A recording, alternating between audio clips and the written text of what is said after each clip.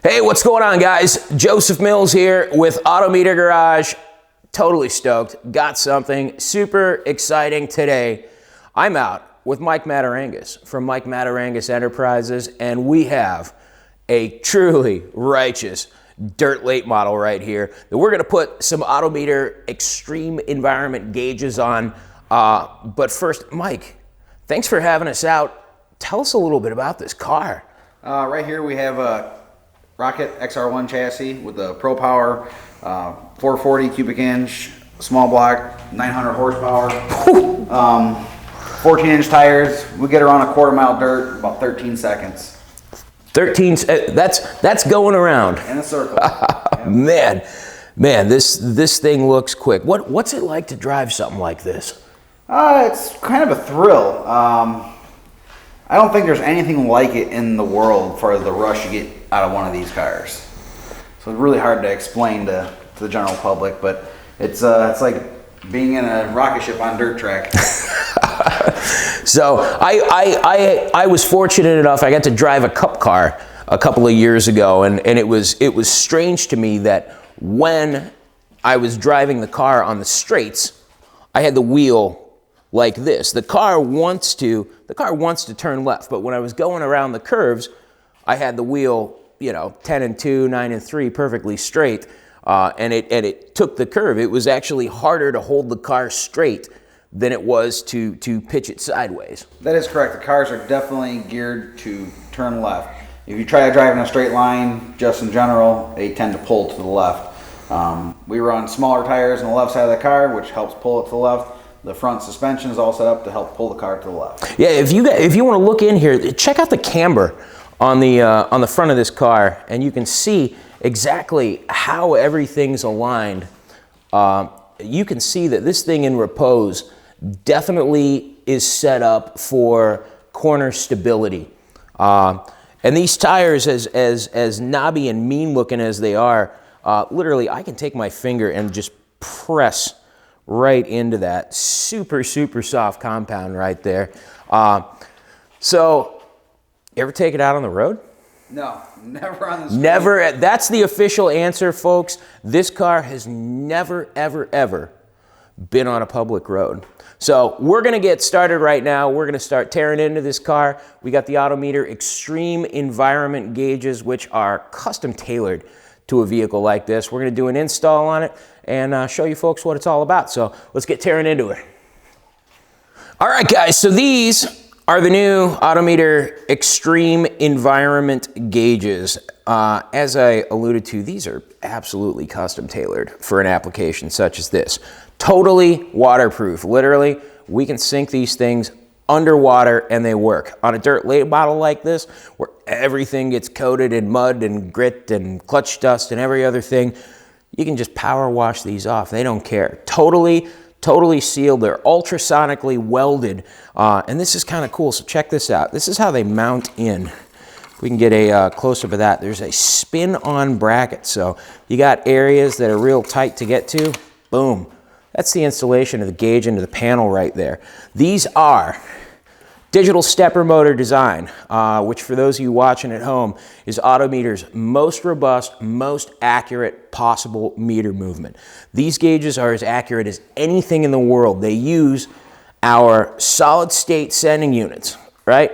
No moving parts in this bad boy. Stainless steel construction, super small, super lightweight, accurate to about 0.5%. So these gauges have LED through the dial illumination, which makes them super easy to read under any circumstances. Daytime, nighttime, stadium lights, open top vehicles, perfect for off-roaders as well. Easy to read, built-in full dial warning. When the gauge is reading something that it shouldn't be reading, the whole thing's gonna light up red and start flashing at you. So super easy to read, allows you to focus on the task at hand.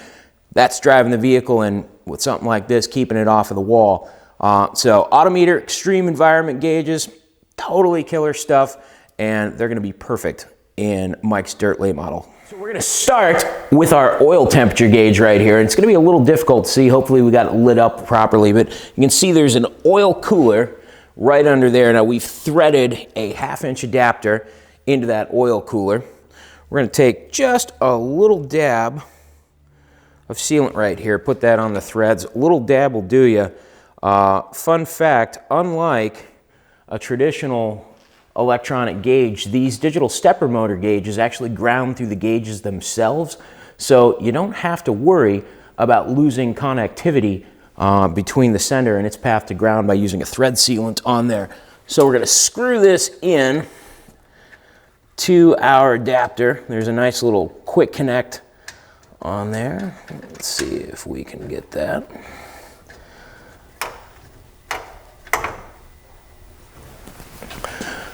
And those senders are going to be 1/2-inch wrench for the temp sender.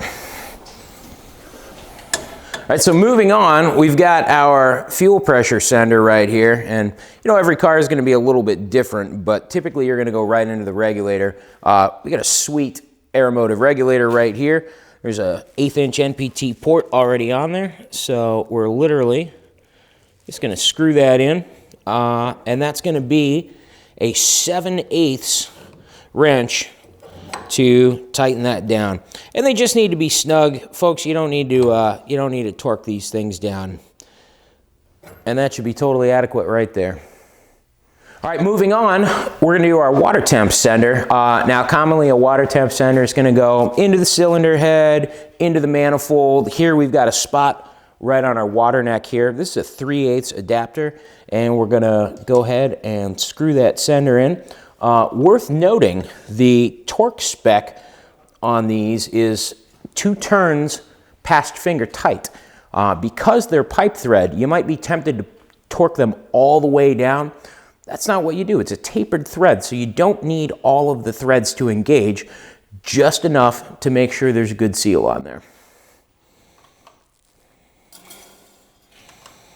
Onto our oil pressure sender. Typical of most small blocks, we're going to be able to grab oil pressure right on the back of the block here. In this application, we're going to remote mount that. So we've used an AutoMeter 4AN stainless steel line kit. So we plug that into the block right there, and we've run that back. We've got an 1/8-inch NPT adapter right there.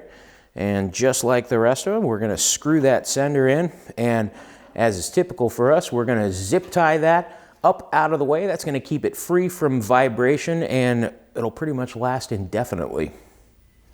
Moving on to wiring, the AutoMeter Extreme Environment gauges come with these killer plug-and-play harnesses here. So you've got totally waterproof DTM style connectors that go to the gauges. Going to the senders, we've got a weather pack connector going to the pressure senders. We have a nice little Delphi connector going to the temperature senders. So these are going to be super easy to wire up. We're going to basically just give them power and ground, and then we've got a wire that connects to ground to control the peak recall and lighting functions. Getting into the wiring, you can see our harnesses here. We've got them all nicely bunched up together. Wiring's super simple on these. We've got reds, which are going to be our powers. We've got black, which will be ground. And then our blue wire right here. These will be wired to ground with a momentary switch. The blue wire will allow you to, 1, configure the lighting on the gauges to set the brightness level, and 2, it'll act as a peak recall so the gauges can show you the highest value reached over a period of time. And then our connectors to our sending units, and that's pretty much it. So because we've got digital stepper motor gauges here, we're going to go ahead and ground them all to this chassis point right here.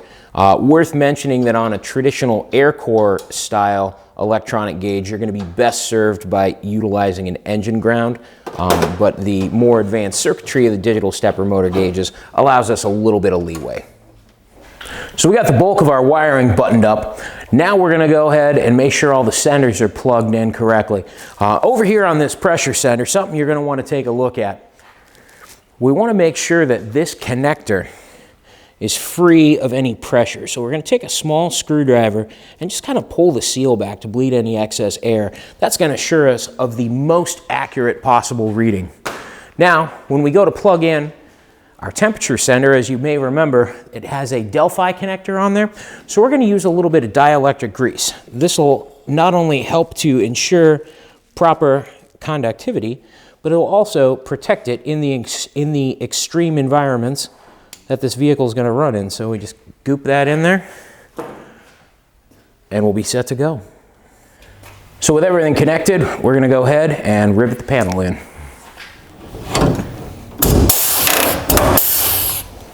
So our final step with everything installed is we've gone ahead and put a momentary switch into the dash. Now this is a momentary connection to ground. It's normally open, and when you press it, it creates a ground circuit for the blue wires on the gauges. That's how we're going to control our lighting, and that's how we control the peak recall function.